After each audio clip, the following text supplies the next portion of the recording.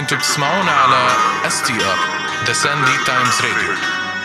ثقافة، ميوزك وأكثر. Welcome back to Watch the Icon, the podcast where legendary timepieces aren't just discussed, they are decoded. I'm Sophia Brontwine, publisher of the Sandy Times, and in the 7th episode of our 10-part series, we leave behind steel skylines and nautical curves and drop straight into the slipstream of speed, where design took sharp turns and tradition got left in the dust.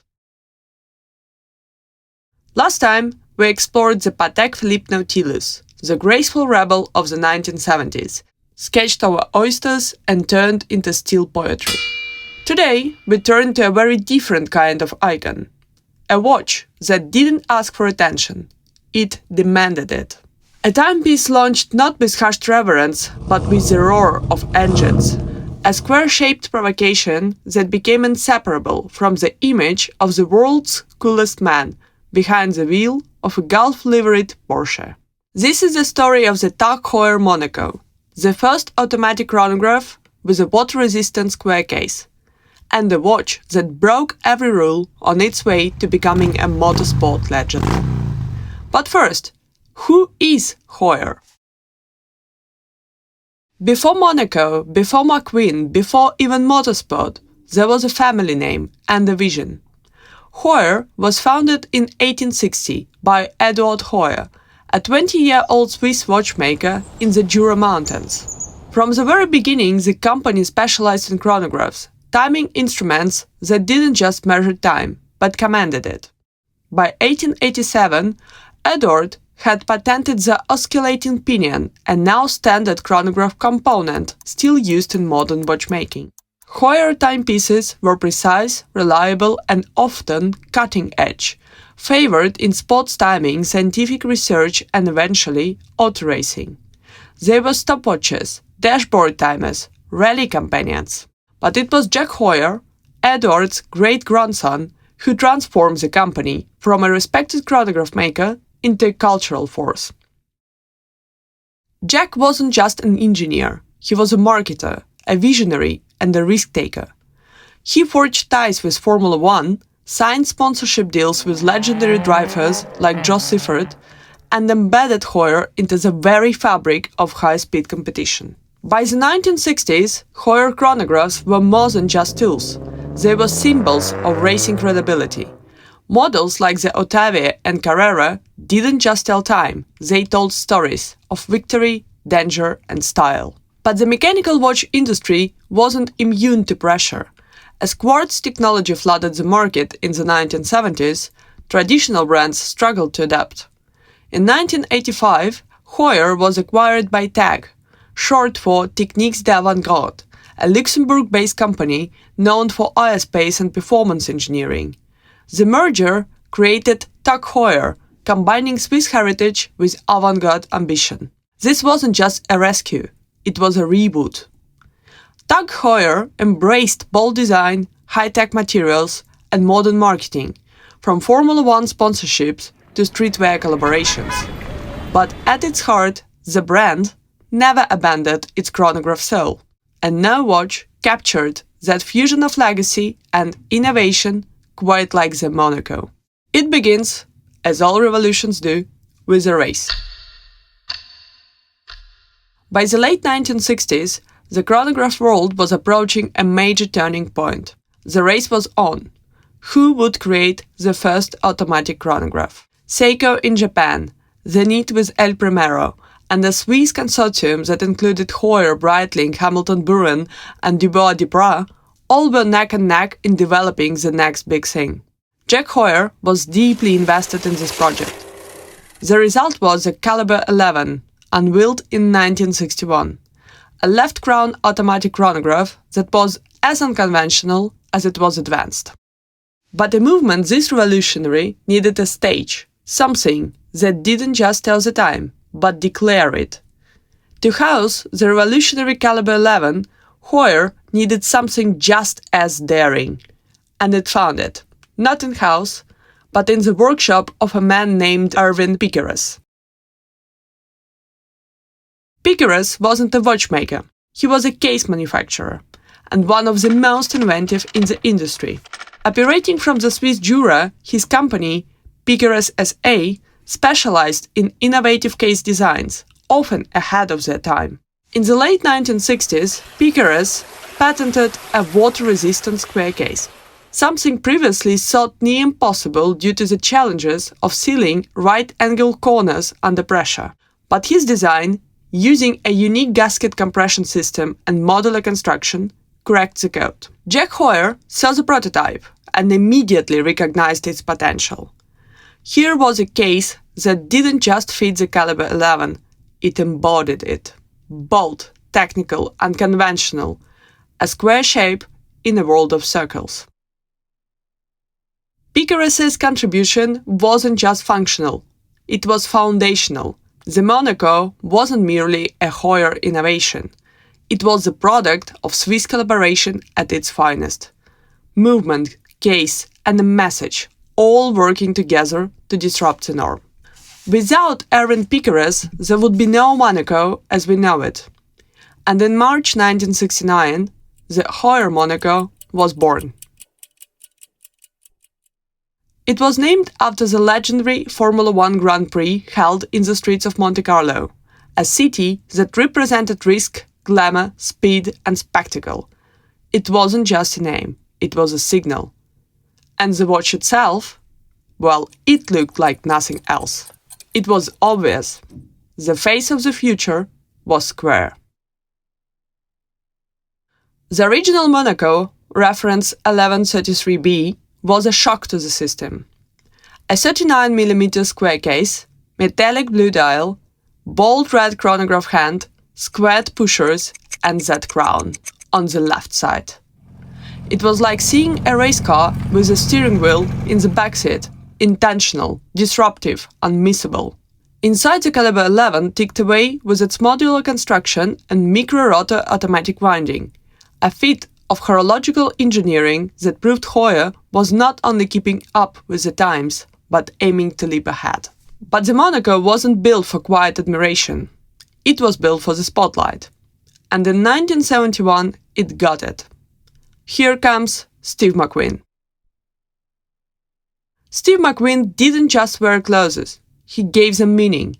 Whether it was a Barracuda jacket, Persol sunglasses, or a Triumph motorcycle, anything he touched became aspirational. But McQueen wasn't just a Hollywood star, he was a real racer.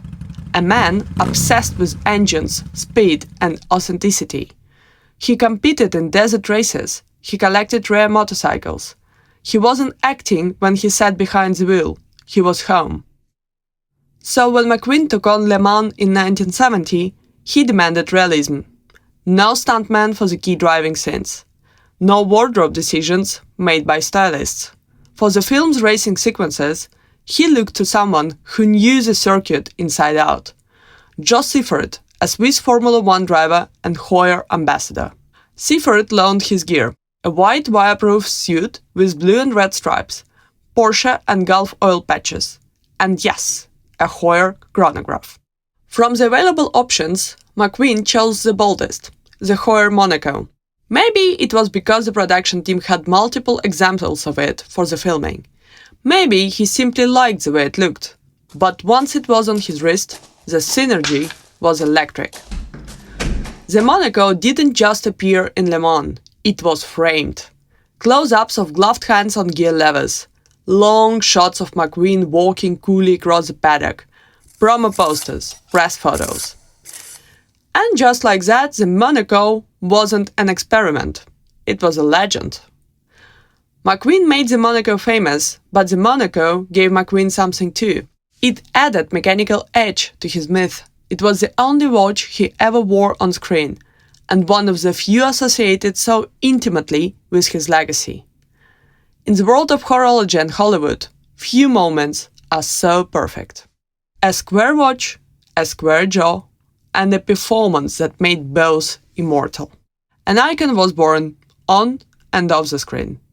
And yet, the world took its time. Despite its cinematic frame, the Monaco wasn't a runway hit in the 70s. Its boldness made it polarizing. The square case was too avant-garde for many, and by the late 1970s, with the quartz crisis looming, mechanical chronographs across the board were slipping from fashion. Heuer itself struggled. When in 1985 Heuer was acquired by the TAG Group, Monaco disappeared from production. A square watch was a short original run, fading into obscurity. But as with all great designs, the story wasn't over. It was just waiting for the comeback. And that comeback began in the rearview mirror. In the late 1990s, a new generation of collectors started revisiting vintage Heuer chronographs. Models like the Otavia, the Carrera, and yes, the Monaco. In 1998, TAG Heuer released a limited edition reissue of the 1133B. By 2003, the Monaco was back in the catalogue as a full production model. The world had caught up, finally. Suddenly, the Monaco wasn't strange, it was iconic. The same shape, the same swagger, but now with modern movements and updated finishes. And with the return came the reinterpretations. The Monaco evolves without losing its edge. TAG Heuer leaned into the watch's racing DNA. In 2004, it launched the Monaco V4, a conceptual leap that swapped out traditional gear trains for belt-driven transmission. It looked like an engine and wore like a manifesto. In 2009, the Monaco 24 stunned with its suspended movement architecture. And in 2019, to celebrate the Monaco's 50th anniversary, TAG Heuer released 5 limited editions, each inspired by a different decade of the Monaco's life. There was the funky 70s piece in racing stripes, the 80s model in fiery red, the stealthy 19s take in industrial black, the millennium version in tacky textures, and the bold 2010s edition with a futuristic edge. But throughout, the classic Monaco lived on, now powered by movements like the Calibre 12 and more recently the in-house Heuer 02. The Monaco even made its way into gold cases, skeleton dials and limited art pieces, all while retaining that square form, that left-side crown, that irreverent spirit. So what makes the Monaco timeless? It's not just nostalgia, it's design courage. The Monaco is a watch that shouldn't work, and yet it does. It's boxy but elegant, retro but futuristic, and always unmistakable. In a sea of round watches, the Monaco remains defiantly square. And that's its power. It's not just a tool, it's a statement. It tells the world that you value tradition, but not obedience, history, but not sameness. It says you don't follow the grid, you redraw it. And that brings us back to the wrist of McQueen. That iconic frame, that icy stare, that square flash of steel blue defiance, the image is burned into our collective memory. But here is the thing, McQueen didn't make the Monaco cool. The Monaco made McQueen even cooler. It was a perfect match, man and machine, icon and instrument. Together, they captured a moment that still races in our imagination. That's it for episode 7 of Watch the Icon. The TAG Heuer Monaco was born in the chaos of competition, shaped by innovation and raised to legend by the silver screen. It didn't just time the laps, it lapped the times. Next time, we trade racetracks for red carpets and enter a world where form becomes philosophy. In episode 8, we explore the enduring mystique of the Cartier tank, a timepiece born from the trenches of World War I, inspired by Renault military vehicles, and reimagined as a symbol of elegance, power and cultural finesse. From Jackie Kennedy to Andy Warhol, from princes to pop stars, the tank has graced the wrists of icons across generations, all while remaining defiantly minimalist. It's not just a watch, it's a design revolution, marching on quietly and precisely for over a century. Until then, subscribe, share, and show us how you wear your icons. Whether it's square, skeletonized, or steel, we're always watching. And remember, true icons don't imitate, they innovate and accelerate.